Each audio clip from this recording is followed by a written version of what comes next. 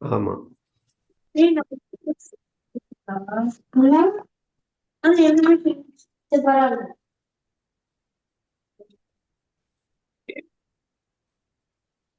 ஒன்பதாவது அத்தியாயம். ஓ, இந்த மாதிரி இந்த ராகம் எனக்கு வராது. ஒண்ணும் இல்ல, நீ படிங்க முதல்ல. த்ரைவித்யாமாம் சோமபாஹ பூதபாபா சோமபா யஜ்ஞைரிஷ்வா பூதபாபா யஜ்ஞைரிஷ்வா யஜ்ஞைரிஷ்ட்வா ஸ்வர்கத்திம் பிராப்யந்தே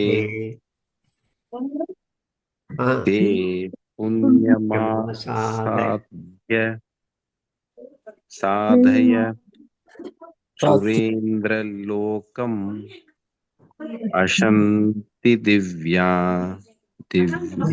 அசந்தி திவ்யான் திவி தேவ போகான். கரெக்ட் தான். த்ரைவித்யாமாம் சோமபாஹ பூதபாபா யஜ்ஞைரிஷ்வா ஸ்வர்கதிம் பிராப்யந்தே ते पुण्यमासाद्य சுரேந்திரலோகம் अश्नन्ति दिव्यान् देवभोगान्. அவ்வளவுதான், அதுதான். ते புக்த்வா ஸ்வர்கலோகம் விஷாலங் ஸ்ரீணே புண்யே மத்தர்யலோகம் விஷாந்தி ஏவம் த்ரயீ தர்மமனுப்ரபன்னா கதங் காமகாமா லபந்தே. அவ்வளவுதான்.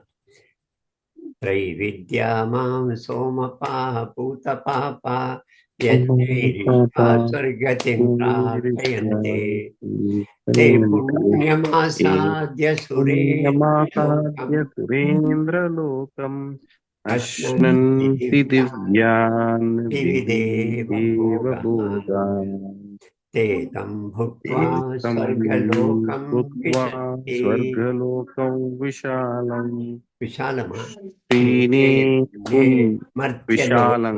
विशन्ति एवं त्रयीधर्ममनुप्रपन्ना गतं कामकामा लभन्ते. क्षीणे पुण्य लोकम मर्त्य लोकम विशन्ति. க்ஷீணம் நம்ம மலையாளத்துல வந்து ஜுரம் வந்தா உடம்பு சரியில்லைன்னா க்ஷீணமோ அப்படிம்பாங்க. அதாவது குறையறதோ, தேஞ்சு போச்சா அப்படின்னு. க்ஷீணேனா மைனஸ் ஆறுது. புண்ணியம் புண்ணியம் வந்து குறைய குறைய குறைய குறைய மர்த்தியலோகம் விஷந்தி. மர்த்தியலோகம் இது வந்து மர்த்தியலோகம், மிருத்யு மரணம். இது மரணலோகம். மரணலோகத்தில் நுழைகிறார்கள், திரும்பி வருகிறார்கள். त्रैविद्यामां सोमपाः பூதபாபா யஜ்ஞைரிஷ்வா ஸ்வர்கதிம் பிரார்த்தயந்தே. இந்த 3 வேதங்களை எல்லாம் கத்துண்டு இதெல்லாம் இருக்கிறவ சத்கர்மங்கள் பண்றவங்கள்லாம் தேவலோகத்துக்கு, சொர்க்கலோகத்துக்கு போய் சேருவாங்க. சொர்க்கலோகம் எப்படி? நல்ல சூப்பர்லேட்டிவ் சுகங்கள், சுகத்திலேயே அதி உச்சம சுகம். இந்த சுகம் வந்து இப்போ இது 32 டிகிரி டெம்பரேச்சர் இருந்தா கஷ்டம். 40 டிகிரி 45 டிகிரி இருந்தா ரொம்ப கஷ்டம், நரகம். 32 33 எல்லாம் இருந்தா ஓரளவுக்கு கஷ்டம். 25 26 எல்லாம் வந்தா சுகம். 23 வந்தா ரொம்ப சுகம். ஏசியில 23 22 வந்தா ரொம்ப சுகம். அப்புறம் 18 12 எல்லாம் வந்தா கஷ்டம். சுகம் ஒரு ரேஞ்ச். அதி சுகம், உச்ச சுகம். சொர்க்கத்துல இருக்கிறது எல்லாமே சூப்பர்லேட்டிவ், 3rd டிகிரி சுகத்தை விட உயர்ந்த சுகம். அந்த சுகத்தை அனுபவிக்க அந்த லோகத்துக்கு போறான். திரைவித்யா மாம் சோமபாஹ பூத பாபா யஜ்ஞைரிஷ்ட்வா ஸ்வர்கலோக்திம் ஸ்வர்கத்தின் பிராப்னுயந்தே, சொர்க்கத்தை அடைகிறான். இந்த மாதிரி திரைவித்யானா பொதுவா அந்த 3 வேதங்கள், 3 வேதங்கள் படிக்கிற ஆளுக்கு சொர்க்கம் கிடைக்கும். முதலே சொல்லியிருக்காரு. அவங்களுக்கு எல்லாம் இந்த லோகத்துடைய சுகங்கள்லாம் கிடைக்கும். ஆனா நான் கிடைக்க மாட்டேன். அவங்களுக்கு இந்த லோகத்துல கிடைக்கக்கூடிய பலன்கள் கிடைக்கும். அதெல்லாம் அழிந்து போற பலன்கள். ஆனா நான் கிடைக்க மாட்டேன். இப்போ சொர்க்கமே கூட அழிந்து போற இதுதான், பலன். ஆனா அழிந்து போற எக்ஸ்ட்ரீம் கம்ஃபர்ட், சுகம், பிளஷர். அதை மெதுவா அதை சொர்க்கத்தை அனுபவிக்க சுகத்தை அனுபவிக்க அந்த நம்முடைய புண்ணியம் எல்லாம் குறைஞ்சிட்டே வரும். க்ஷீணே புண்ணிய லோகம் மர்த்திய லோகம் விசந்தி. அப்படி குறைஞ்சிட்டே வந்து புண்ணியத்துடைய ஸ்டாக் 0 ஆயிடுச்சுன்னா நமக்கு மைனஸ் இந்த மர்த்திய லோகம், மரண லோகத்துல திரும்ப வரணும். திரைவித்யா மாம் சௌமபாஹ பூத பாபா யஜ்ஞைரிஷ்ட்வா ஸ்வர்கதிம் பிரார்த்தயந்தே தே புண்ணியமாசாத்ய சுரேந்திர லோகம் அஷ்னந்தி திவ்யான் போகான். அஷ்னந்தி அனுபவிக்கிறான், திவி தேவ போகான் திவ்யமான சுகங்களை எல்லாம் அனுபவிக்கிறான். தேத்தம் புக்த்வா ஸ்வர்கலோகம் விசந்தி ஏவந்திரை தர்மம் அனுப்பிரபன்னா கதாகதம் காம காமா லபந்தே. என்ன அர்த்தம் எழுதியிருக்க அதை படி. இந்த 2 ஸ்லோகத்துடைய அர்த்தம் நான் தோராயமா சொன்னேன்.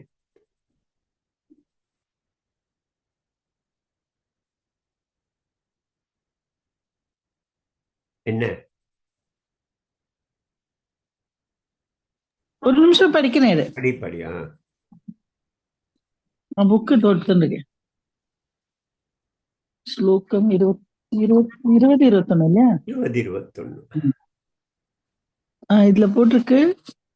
3 வேதங்களில் சொல்லப்பட்ட சகாம அனுஷ்டானங்களை செய்பவர்கள் ஸ்வர்கலோகத்தை வேண்டி யஜ்யங்களின் மூலமாக இந்திர உருவத்தில் என்னை பூஜித்து சோமபானம் செய்து பாப்பங்களிலிருந்து விடுபட்டு புண்ணிய தேவலோகத்தை அடைந்து திவ்ய போகங்களை அனுபவிக்கின்றார்கள். இது ஒண்ணு. அதுக்கப்புறமா விசாலமான ஸ்வர்கலோகத்தை அனுபவித்து புண்ணியம் கழிந்த பின் மீண்டும் மனுஷ லோகத்தில் திரும்புகிறார்கள். இவ்வாறு 3 வேதங்களில் அறிவிக்கப்பட்ட தர்மங்களை அனுஷ்டிப்பவர்கள் சுக விரும்பிகளாய் பிறப்பு இறப்பு என்ற சுழலை அடைகின்றனர். சத்யா, இதுக்கு பெரிய தைரியம் வேணும் இப்படி சொல்றதுக்கு. வேதத்துல சொல்லப்பட்ட கர்மங்களை செய்து அதெல்லாம் பலத்தை எதிர்பார்த்து சகாம கர்மங்கள், சகாம நிஷ்காம. நிஷ்காமனா எந்த விதமான விருப்பம் இல்லாமல் செய்யப்படும் கர்மங்கள். சகாமனா இது நடக்கணும், இப்படி நடக்கணும், இது வரக்கூடாது அப்படின்னு ஒரு காமத்தோடு ஒரு விருப்பத்தோடு செயல்கள். அதெல்லாம் அனுபவித்தால் அதெல்லாம் செய்து முடித்தால் அவன் வந்து என்னதான் பூஜிக்கிறான் இருந்தா கூட அவன் சொர்க்கத்தை அடைவான், சோமபானங்களை பருகுவான், எல்லா சொர்க்கத்துடைய எல்லா சுகங்களையும் அனுபவித்து அந்த சுகங்கள் கழிந்த பின் அப்படிங்கிறது. அதாவது நம்ம வந்து இந்த சக்கரத்திலேருந்து வெளிப்படணும்னா சுகத்தை அனுபவிக்க கூடாது. சுகம் வரலாம், நாம் என்ன மரக்கட்டை இல்லை. சுகத்தை வந்து நாம அனுபவிக்க கூடாது. ஆஹா அப்படின்னு சொன்னா நம்முடைய புண்ணியம் கொஞ்சம் குறைஞ்சிரும். அதே மாதிரி கஷ்டத்தையும் அனுபவிக்க கூடாது, வெறுக்க கூடாது. கஷ்டத்தை வந்து நம்ம ஒதுக்க முயற்சி பண்ணக்கூடாது. அதையும் இதே மாதிரி நிஷ்காமமா. அப்போ நமக்கு சத்கர்மங்கள் இல்லை, அதுல பலனை அனுபவிக்கல. அப்போ பலன் மேல பற்று இல்லை. அது அடுத்த நிலை, வேற நிலை. பட் நம்ம கஷ்டத்தை அனுபவிச்சு வருத்தப்பட்டு வேண்டான்னு விரும்பி, அப்போ அது நம்முடைய இந்த சக்கரத்திலேருந்து நம்மளை வெளியில தள்ளி விடாது. நரகமும் அப்படிதான். கஷ்டங்களை ஆஹா ஓஹோ ஆஹான்னு அனுபவிக்க நம்முடைய பாவங்கள் எல்லாம் கழிஞ்சுட்டு வரும். ஒரு வேளை ஜீரோ பேலன்ஸ் நில் பேலன்ஸ் ஆயிடுச்சுன்னா அந்த பக்கம் புண்ணியமெல்லாம் அழிஞ்சு போச்சு சத்கர்மங்கள்ல, இங்க பக்கம் பாவங்கள் எல்லாம் அழிஞ்சு போச்சு. ஆனா இப்போ இதுக்கப்புறம் மோட்சம் இல்லை. திரும்ப மரண லோகத்துல வரணும், திரும்ப கர்ம லோகத்துக்கு வரணும், கர்மங்களை செய்யணும். கர்மங்களை செஞ்சு திரும்ப அதே மனநிலை, பலனை எதிர்பார்த்து கர்மத்தின் மேல பற்று வைத்து பலன் மீது பற்று வைத்து அப்படி இருந்தால் திரும்ப திரும்ப திரும்ப நம்முடைய புண்ணியங்கள் சேர்ந்துட்டே போகும். புண்ணியத்தை அனுபவிக்க சொர்க்கம் கிடைக்கும். சொர்க்கத்துல புண்ணியம் எல்லாம் கழிஞ்ச பிறகு திரும்ப கீழே வரும். வேதம் படித்து வேதத்துல சொன்ன யஜ்யங்களை செஞ்சா கூட இப்படிதான். You won't get me. நம்ம கிட்ட வர முடியாது உன்னால. பலன்கள் கிடைக்கும், நல்ல பலன்கள் கிடைக்கும். நல்ல ஒரு புண்ணியவான் வீட்டுல பிறப்ப, பணக்கார வீட்டுல பிறப்ப, நல்ல சுகமா இருப்ப. அந்த சுகத்தோட ஒட்ட ஒட்ட ஒட்ட நமக்கு வினைகள், அந்த கர்ம பந்தங்கள் அதிகமாகும். திரும்ப நமக்கு பிறக்க வேண்டியிருக்கும். அந்த வாசனைகளுக்கு அடிப்படையில் பிறக்காம இருக்கணும். இந்த இதுல இருந்து வெளிப்படணும். இன்னைக்கு காலையில அபிராமி நதி படிக்கும் போது கூட இதே வார்த்தையை தான் சொன்னார் அபிராம பட்டரும். எனக்கு அம்மா நீ ஒருத்தி தான் தாய், பல தாய்ங்கிற நிலையிலேருந்து என்னை வெளியில கொண்டு வந்துரு, நீ மட்டும்தான் அம்மா, இனிமே வேற தாய் வேண்டாம் எனக்கு அப்படிங்கிறான் அவரு அபிராம் பட்டர் இல்லையா? அது என்ன செய்யறது? அது இன்னைக்கு மடிச்சது 32 அதோ 31 32 தாயே.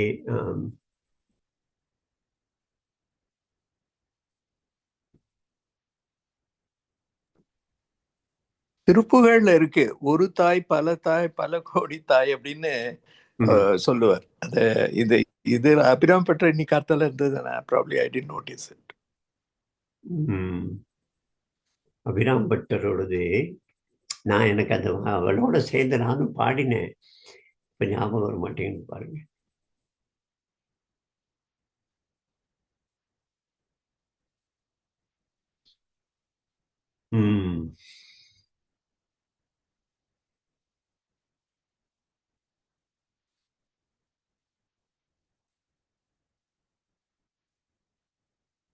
என்ன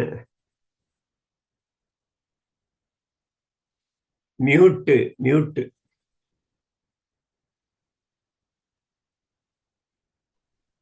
26 என்ன சொன்ன நம்பர்? 31 32 32 ஆசை கடலில் அகப்பட்ட அருளற்ற அந்த கண்கை பாசத்தில் அல்லல் பட இருந்தேன் என்னும் பாதமெனும் வாச கமலம் தலை மேல் வலிய வைத்து ஆண்டு கொண்ட நேசத்தை என் சொல்லுவேன்.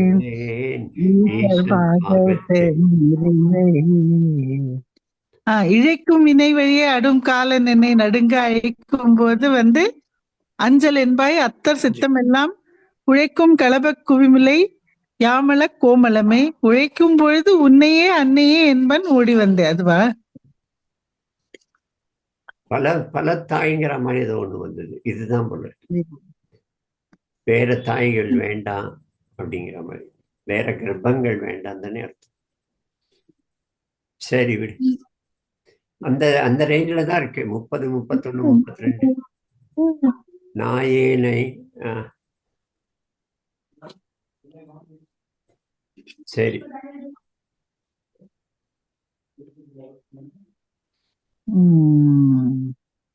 உன்னையே இப்ப சொன்னதுதான் இருக்கும். பின்ன அன்னையேன்னு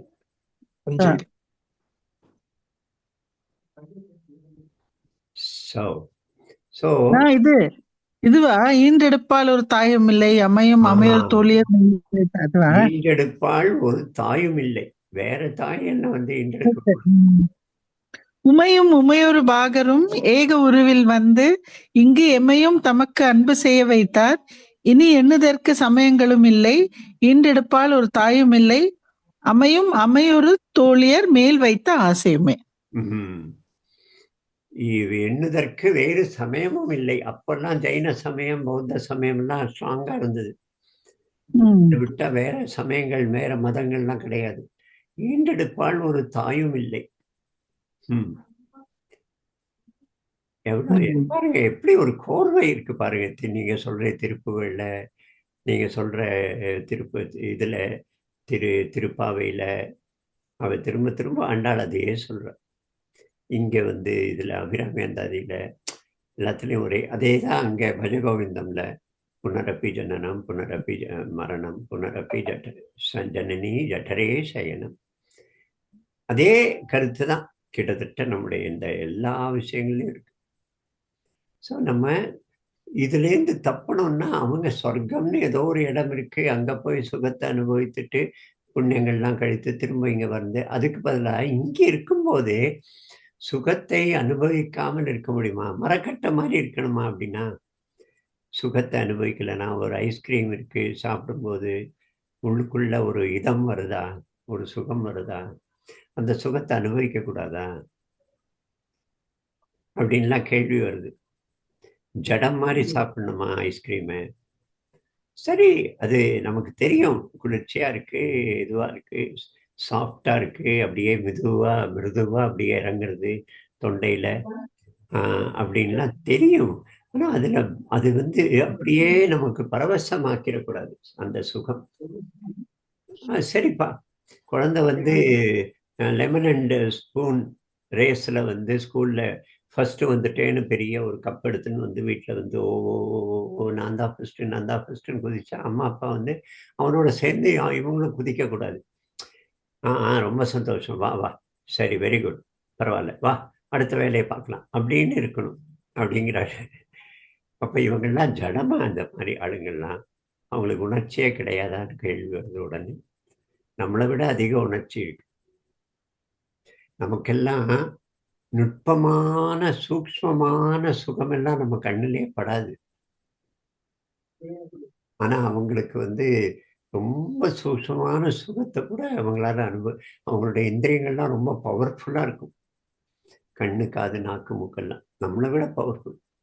நம்ம எல்லாம் பல சமயம் சின்ன எத்தனை வாசனைகளை நான் ஒன்னால நுகர முடியும்னு பார்த்து டெஸ்ட் பண்ணினா நம்மளால மேக்சிமம் போனால் 30 வாசனைகளை அடையாளம் பார்த்து நுகர முடியும். அதுக்கு மேலே வந்தால் நமக்கு கன்ஃபியூஷன் ஆயிடும், இது வந்து அதோடைய வாசனையா இதோட வாசனையான்னு. ஒரு 30-40க்கு மேலே கிடையாது. அவன் யோகிகளுக்கெல்லாம் ரொம்ப சூக்ஷ்மமான வாசனைகள் எல்லாம் அனுபவிக்க முடியும், பவர்ஃபுல் இந்திரியங்கள். ஆனால் அதில் பெரிய அவங்களுக்கு அதில் நாட்டமும் இல்லை, அதில் சுகத்தை அனுபவிக்கிறது இல்லை. அப்படி இருக்க முடியுமா? ஆனால் ஜடமாகவும் இருக்கக்கூடாது, உணர்வுகளும் ஸ்ட்ராங்காக நல்லா இருக்கணும், ஆனால் அனுபவிக்கவும் கூடாது. எவ்வளோ பெரிய ஒரு டைலமா இது வந்து நமக்கு. இப்போ பாரு, நம்ம வந்து காரில் ஏறி உட்காடுறோம். சில பேர்லாம் காரில் ஏறி உட்காந்து 2-3 நிமிஷம் ஆனால் கூட அந்த ஏசி போடலைன்னா ரொம்ப டிஸ்டர்ப் ஆயிடுவாங்க. அந்த ஒரு சின்ன ஒரு இதை வந்து கஷ்டப்பட ஆரம்பிச்சு. கஷ்டப்படாம இது ஒரு அனுபவம். ஏசி நாளைக்கு பவர் கட் ஆயிடுத்து, ஏசி இல்லைன்னா இப்படி கூட ஒரு அனுபவம் இருக்கு, அப்பா இப்படி அனல் காத்தடிக்கிறது அப்படின்னு அதையும் ஒரு ஜஸ்ட் ஒரு அனுபவமா எடுக்க முடியுமா?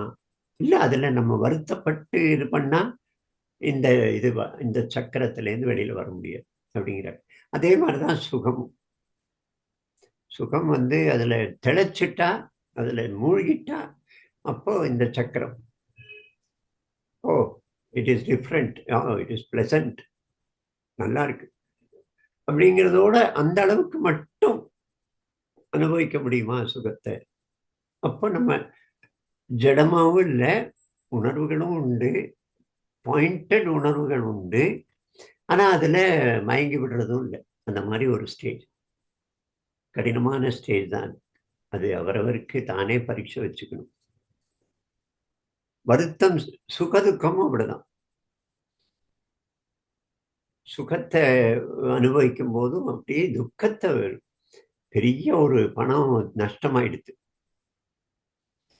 எதிர்பார்த்ததை விட பெரிய பணம் நஷ்டமாயிடுது. அது நம்மளை உள்ள மாற்றி எடுக்கிறதா, துக்கப்படுத்துறதா?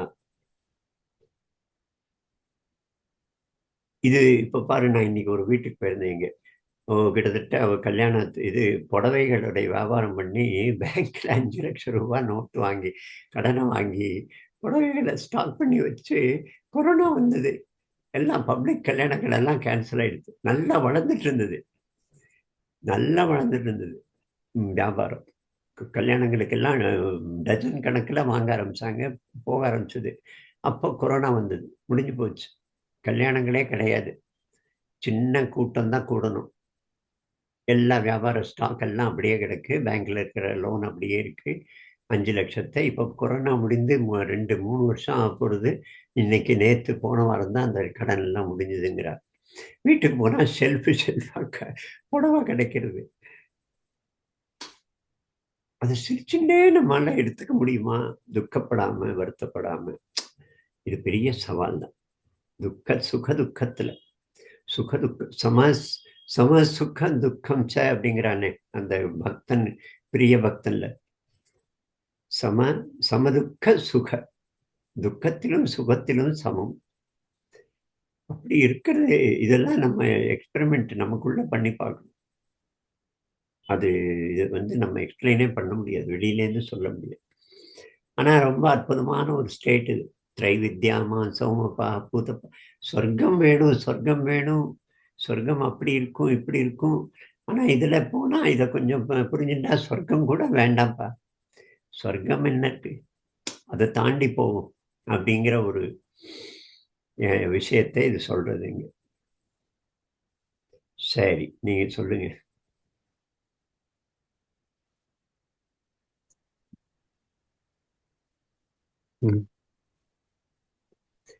டைலமா தான் இல்ல இந்த விரதத்தப்ப இந்த 9வது அத்தியாயம் ரொம்ப நல்லா இருக்குண்ணா.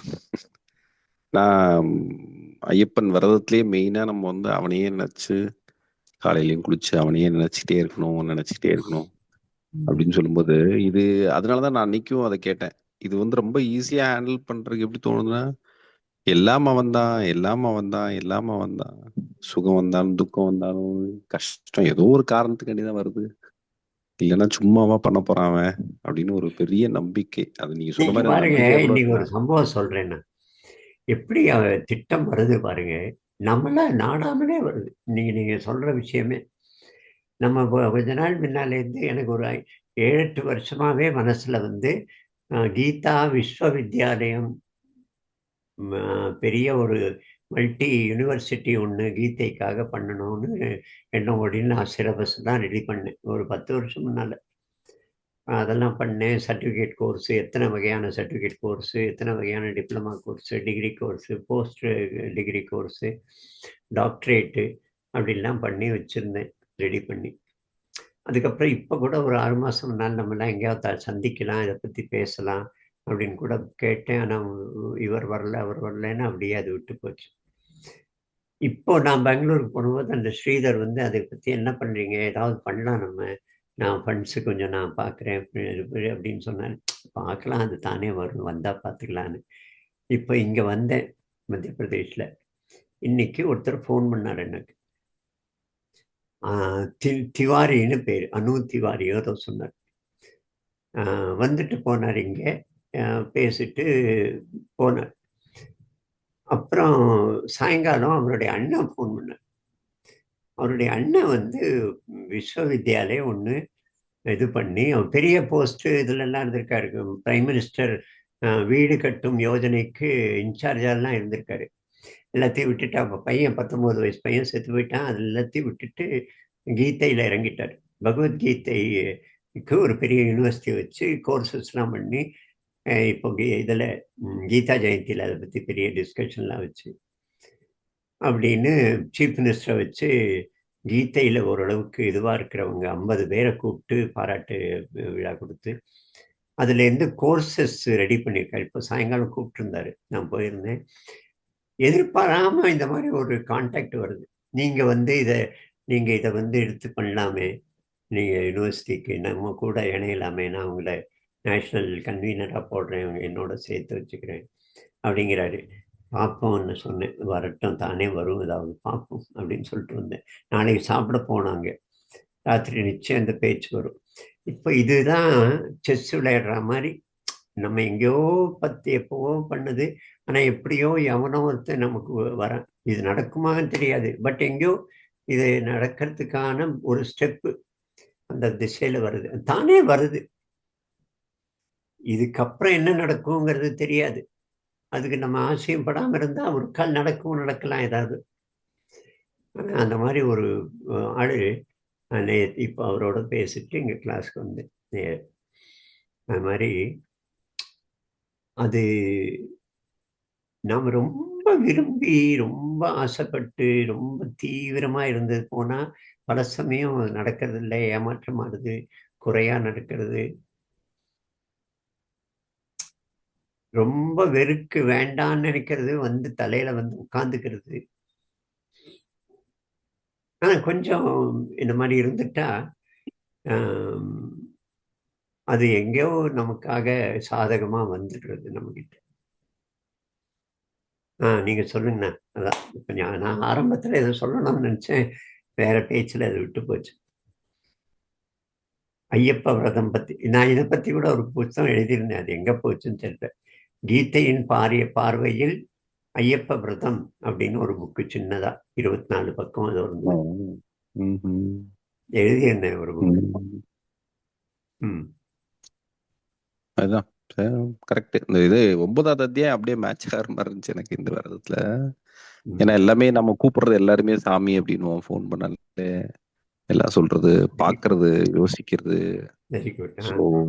டோட்டலி அது வந்து ஐயப்பனுக்காக இந்த 48 நாள் வேற எந்த சிந்தனையுமே இல்லை அப்படின்ற மாதிரி இருக்கும்போது இது நல்லா இருக்கு இந்த இது படிக்கும்போது. ஸோ இந்த ப்ராக்டிஸ்ல வந்து அவன் தான் எல்லாமே. அது எப்படி ஒரு நம்மளை என்னத்தை அவன் நம்ம என்ன பண்ணிட போறான், அவன் நம்ம கூடவே இருப்பான், ஹெல்ப் பண்ணுவான் அப்படின்னு ஒரு வித்தியாசமா. அதனால நீங்க சொல்ற மாதிரி நடக்கிறது எல்லாமே அவனோட தான் இதாக இருக்கணும். அது கஷ்டமா இருந்தாலும் சரி, வேற ஏதோ ஒரு சுச்சுவேஷன்ல நடக்கிற மாதிரி இருந்தாலும் சரி. அப்படி நான் இந்த சொல்லிட்டு இருந்தேன்னா, நான் இந்த ஒரு பிரச்சனை ஒரு 2 பேருக்கு அப்படின்னு சொல்லிட்டு நான் போயிருந்தேன் அப்படின்னு சொல்லிட்டு, அப்சல்யூட்லி அது வந்து அப்படியே கோர்வையா நீங்க சொன்ன மாதிரியே அப்படியே நடந்த மாதிரி இருந்துச்சு. நான் தீர்த்து வைக்கிற மாதிரி கூடாத பிரச்சனைய நீயா ஏதாவது பண்ணுன்னா பண்ணு, அவங்க 2 பேரும் சேரணும்னா சேரட்டும் அப்படின்னு தான் அங்க போயிருந்தேன். போனா ஆட்டோமேட்டிக்காவே எல்லாமே அவர்கிட்ட உட்காந்து ஒரு 2 மணி நேரம் பேசுறேன், இவங்கள்ட்ட பேசுறேன். ஆனா பேசுனது எதுவுமே அவங்க பிரச்சனை பத்தியே பேசல. ஜென்ரலா என்ன நடக்குது, இது என்ன இருக்கு, இது மாதிரி ஜென்ரலா தான் அவங்கள்ட்ட பேசிட்டு நிறைய போயிட்டோம். அவர் கூட பேசும்போது நிறைய ராமகிருஷ்ண பரமஹம்சர், விவேகானந்தர் அப்படிலாம் பேச ஆரம்பிச்சிட்டோம் கொஞ்ச நேரத்துல. அவர் பிரச்சனையை விட்டுட்டு வேற என்னவோ பேசி, ஆனா கடைசியா கரெக்டா அவங்க 2 பேரும், நீங்க 2 பேரும் பேசி முடிவெடுங்க, நான் கோயிலுக்கு போறேன், நீங்க சொன்னீங்கன்னா வீட்டுக்கு வரேன், சாப்பிட்றேன் அப்படின்ட்டு கரெக்டா அந்த சுச்சுவேஷன் மாதிரி அமைஞ்சு நான் போனேன். அதுக்கப்புறம் அவங்களே கால் பண்ணாங்க, சமாதானமானாங்க.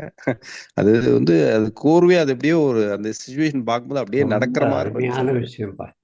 நான் விலகினாதான் இது, அது அவன் நடக்கிற நம்ம மூலமா நடக்கலாம் ஒரு கால்.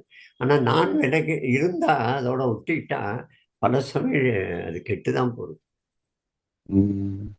ஏன்னா நான் அவங்கள்ட்ட சொன்னதே இந்த 2 வார்த்தையை தான் சொன்னேன். ஒண்ணு, அவர் உங்க 2 பேரும் சேர்த்து வச்சிருக்காருன்னா கட்டாயமா ஏதோ காரணத்துக்கு தான் சேர்த்து வச்சிருக்காரு, இதை புரிஞ்சுக்கோங்க. 2வது, உங்க 2 பேருக்குள்ள அன்பு இன்னும் குறையவே இல்லை. இது 2 மட்டும் எனக்கு பயங்கரமான நம்பிக்கை இருக்கு, அவ்வளவுதான். அதுக்கப்புறம் அவன் நீங்க பார்த்து பண்றதுதான், நான் இதுல எதுவும் சொல்றதுக்கு ஒண்ணுமே கிடையாது அப்படின்னு பயங்கர நல்லா இருந்துச்சு. அது ஒரு ஸ்மூத் ஜேர்னி மாதிரி இருந்துச்சு ஒரு 2 days. நல்லா அவரே சென்னைக்கு வந்து என்கிட்ட பேசி நான் கூட்டிட்டு போய் அவங்கள சேர்த்து வச்சு பயங்கரம். அந்த ஃப்ளோ வந்து ரொம்ப பிடிச்சிருந்துச்சு. ஸ்ரீனிவாசன், ஸ்ரீராம் ஏதாவது சொல்லணுமா? இல்ல, இந்த நீங்க சொல்லிட்டு இருந்த அந்த கருத்தை தான் யோசிச்சுட்டு இருந்தேன். அது ஜஸ்ட் ஒரு ரெலவென்ட் பேராகிராஃப் நான் படிக்கிறேன் பாருங்களேன். யோகிக்கு அநேக துக்கம் வரும், அதாவது ஊர் உலகத்துக்கெல்லாம் அது துக்கமாக தோன்றும், ஆனால் அவனுக்கு துக்கம் லவலேசமும் தெரியாது. பட்ட கட்டை மாதிரி இருப்பான். பட்ட கட்டை என்பது கூட சரியில்லை, அது உணர்ச்சியே இல்லாத நிலை அல்லவா? பியூட்டிஃபுல். அச்சா. யோகி ஒருத்தன்தான் பூரண பிரக்னையோடு இருக்கிறவன், அவன் சதானந்தமாக இருக்கிறவன். அது வேண்டும் இது வேண்டும் என்பதே இல்லாமல் சதா ஆனந்தமாக உட்கார்ந்து கொண்டிருந்தால் அதுதான் யோகம் அப்படின்னு அந்த அந்த யோகம். இப்ப நாளைக்கோ அந்த யோகான்னு ஒரு யோகின்ற ஒரு டாபிக்ல படிக்கிறா. பட் அதனுடைய எக்ஸ்டென்ஷன் இது. நீங்க சொன்ன நிறைய கருத்துக்கள் இன்னைக்கு நீங்க பேசின அந்த என்ன மாதிரி மனசை வச்சுக்கணும், when you get some things of joy, seemingly joy ன்னு வச்சுக்கலாம், இல்லை துக்கம் வந்தா எப்படி மனசை வச்சுக்கணும், அந்த சம பாவம்னு சொல்றான்ல, அந்த சமபாவத்திலேயே அவன் இருக்கணும். இஸ் நாட் இப்போ நம்ம பேசினது வந்து இந்த கான்டெக்ஸ்ட் ஆஃப் க்ஷீண புண்ணிய பாப்பம்ன்ற கான்செப்ட்ல நம்ம பேசியிருக்கோம். பட் அந்த யோகி மனநிலையில அது வந்து he just takes it along, he lives it, he just goes through it, not swayed by it either way. அந்த மாதிரியான இது இந்த இதுல சொல்லியிருக்கு டாபிக்ல ரொம்ப ரெலவெண்டா இருந்ததுன்னு பட்டுது. அதான் I thought I will share it. அதே மாதிரி நீங்க சொல்லுங்க. இல்ல அதே மாதிரி a few thoughts. நீங்க இந்த பெரியவர்கள்லாம் என்ன மாதிரி அந்த எஸ்பெஷலி அந்த நேர்லி இவர் நம்மாழ்வார்லாம் பார்த்தோம்னா 1100 வருஷத்துக்கும் மேல, 1200 ராமானுஜருக்கும் முந்தினவர் அவர். அந்த மாதிரி அவங்களுடைய இதாக இருக்கட்டும், ஆதி பகவத் பாதரும் century 1000 years, more than 2000 years old or something like that. அந்த மாதிரியான 2000ல 1500ன்னு நினைக்கிறேன், 600 BC. 600 BC. ஸோ அவங்களோட கருத்தெல்லாம் பார்த்தாலும் இந்த திருப்புகள்லாம் இப்போதான் மேபி 500-600 years பேக் இருக்கும். அருணகிரிநாதர் அவரோட ஒரு கருத்து இந்த புனரபி ஜனனத்தை எப்படி அதை இந்த ஒரு தாய் இரு தாய் பல கோடிய தாய் அப்படின்ற அவருடைய திருப்புகள் ஆரம்பத்திலேயே இந்த நீங்க சொன்ன அந்த கான்செப்ட், நான் இந்த கடைசி தாய் இந்த தாயோட இருக்கணும், இந்த அம்பாள் தான் எனக்கு எல்லாருக்கும் தாய் அப்படின்ற இது கான்செப்ட் நிறைய இடத்துல வருது. அருணகிரிநாதர்னு சொல்றாரு. அது எழுகடல் மணலின் அந்த கடல் மணல் இருக்குல்ல, அத அளவு எடுத்து கவுண்ட் பண்ணா அதை விட அதிகமா இருக்கும் எனது பிறவி இடர் அவதூறு. அப்படி அவ்வளவு அவதாரம் நான் எடுத்திருக்கேங்கிறான். எழுகடல் மணலின் அளவிடின் அதிகம். அந்த மணலை எடுத்து கவுண்ட் பண்ணா அது எவ்வளவு கோடி வருஷங்கள், ஏன்னா மண் அவ்வளவு இருக்கு இல்லையா, ஒவ்வொரு துகளையும் எடுத்து பார்த்தோம்னா அதை விட அதிகமா நான் பிறந்து இழைச்சிருக்கேன், அவ்வளவு வயிற்றுல தாய் வயிற்றுல நான் போய் வந்திருக்கேன் அப்படின்னு ஒரு திருப்புகள் இருக்கு. இந்த கருத்துக்கள்லாம் தான் ரொம்ப பிரமாதம், ரொம்ப அருமையா இருக்கு. எப்படி நான் அவளுக்கு வந்து இதை ஸ்புரிக்கிறது தான், எங்க யாரா ஸ்டோர் பண்ணி வச்சு அதை படிச்சு அவ எழுதுறாள், ஒவ்வொருத்தரும் அவ சொந்த அனுபவத்தை வடிக்கிறா எழுத்துல. ரொம்ப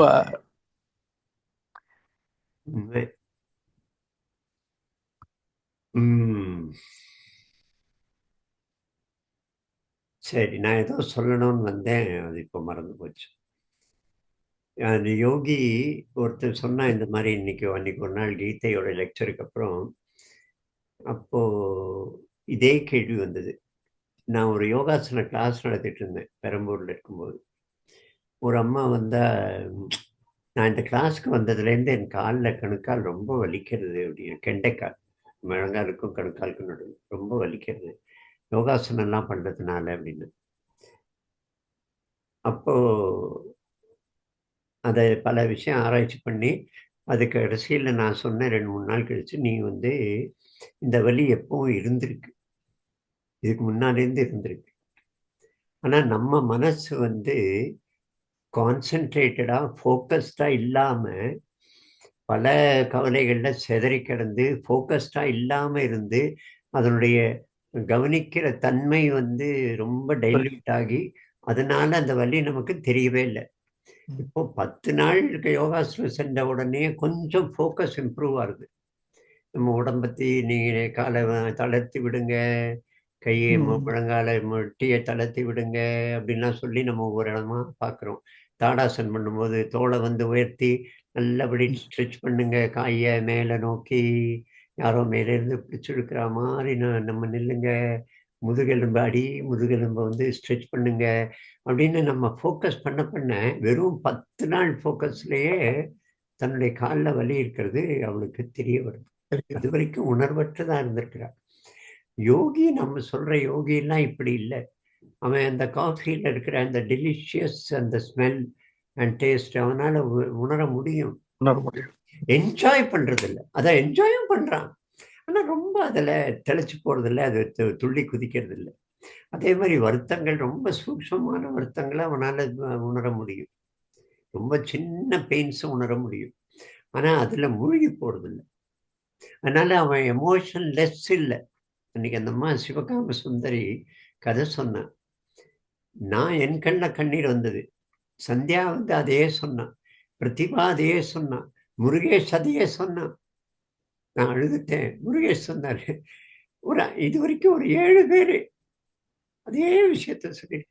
அப்போ சென்சிட்டிவிட்டி இல்லை அப்படி கிடையாது. நமக்கெல்லாம் ரொம்ப ரொம்ப ஹைலி சென்சிட்டிவ். பட் அது நம்மளை அடிச்சுட்டு போக விடாம இருக்கிறது தான் அந்த அவங்க யோகின்னு சொல்லக்கூடியவங்க. நம்மளை அடிச்சுட்டு போயிடுறது. அது நம்ம வந்து நம்மளை மறந்துடுறோம் அந்த துக்கத்தில். அதுதான் நமக்கும் அவனுக்கும் வித்தியாசம். He is not insensitive and he is not carried away by emotions, passionate அப்படின்னு 2 கார்னரும் இல்லை. அவன் பேலன்ஸ்ட். அதுதான் இங்க ரொம்ப அழகா இந்த 2 ஸ்லோகம் சொல்றது. சரி, முடிக்கலாமா? ஏதாவது சொல்றீங்களா? ஓம் யோகேஷம் சச்சிதானந்தம் வாசுதேவம்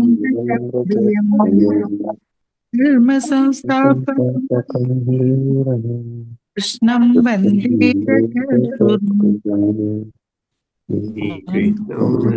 ஜகத்குரு. ஜெய் ஸ்ரீ கிருஷ்ணா. ஜெய் ஸ்ரீ கிருஷ்ண. ஜெய் ஸ்ரீ கிருஷ்ண. ஜெய். எல்லாருக்கும்